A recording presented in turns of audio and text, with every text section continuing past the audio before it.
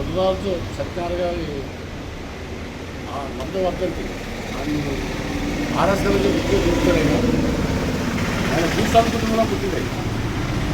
భూస్వామి కుటుంబంలో పుట్టి భూస్వామిగా వ్యవహారం చేయలే.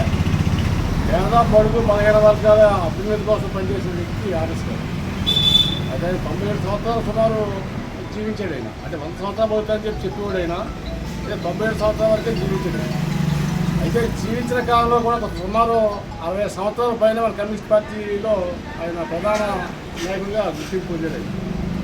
అయితే చింతనాడ గ్రామం ఒక గిరిజన గ్రామం. అలాంటి గ్రామంలో గ్రామ పంచాయతీని కానీ సొసైటీని కానీ సుమారు 60 సంవత్సరాల పాటు సిపిఎం పార్టీ ఆధ్వర్యంలోనే అది నడిచింది. చింతనాడ గ్రామం మొత్తం మన జిల్లాలోని ఆదర్శవంతమైన గ్రామంగా తీర్చిదిద్దాడైనా ఆ లైబ్రరీ కూడా ఏర్పాటు చేశాడు. దళితపేటల్లోనే ఆయన ఎక్కువగా నివాసం ఉండేవాడు. అటువంటి వ్యక్తి ఇవాళ ఆర్ఎస్ గారు. అయితే 1947లోనే ఎమ్మెల్యేగా కూడా నరసాపురం ఎమ్మెల్యే కూడా నెగ్గాడు.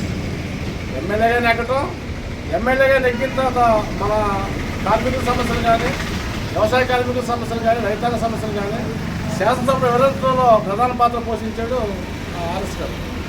ఆయన మన సిపిఎం పార్టీ ప్రతిపక్ష సభ్యుడిగా కూడా పనిచేశాడు. ఆయన ఇంత కీర్తిని సంపాదించాడు. అయితే ఆయన మన సిపిఎం పార్టీకి ఉమ్మడి జిల్లా ఉన్న జిల్లా కార్యదర్శిగా కూడా పనిచేశారు.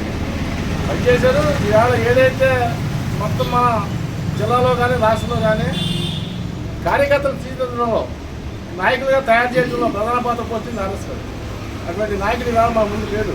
వ్యాపారం ఏంటంటే మనిషికి పుట్టిగా సాగు సహజమే. అయితే మనిషి పుట్టిన తర్వాత ఏం చేసినదే కావాలి.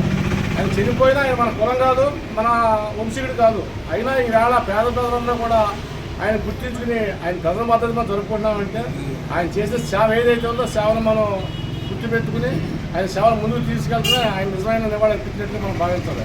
అటువంటి వ్యక్తి మన ముందు లేడు. భవిష్యత్తునే రాకపోయినా ఆయన ఏదైతే సూచనలు ఉన్నాయో సూచనలు మనం ముందుకు తీసుకెళ్తే ఆయన నిజమైన నివాళి అర్పించాలని సిపిఎం పార్టీకి మనం భావిస్తున్నాం లేదు. అయితే అటువంటి నాయకులు అందుగా దొరుకుతారు మనకి. కార్యకర్తలు తీర్చిదిద్దడంలో కానీ కార్యకర్తల యోగక్షేమం అర్థం చేసుకోవడంలో కానీ వాళ్ళ ఆరోగ్య విషయాల్లో కానీ వాళ్ళ కుటుంబ విషయాల్లో కానీ అన్నిటి విషయాల్లో కూడా తన నుంచి సలహా ఇవ్వడంలో కానీ మన యొక్క ప్రత్యేక ఆలోచనలో కానీ ప్రధాన పాత్ర పోషించే ఆలోచన అటువంటి వ్యక్తి ముందు లేదు. కాకపోయినా ఆయన యొక్క ఆశయం చెప్పడం అంతా కూడా పనిచేయడానికి అవకాశం ధన్యవాదాలు.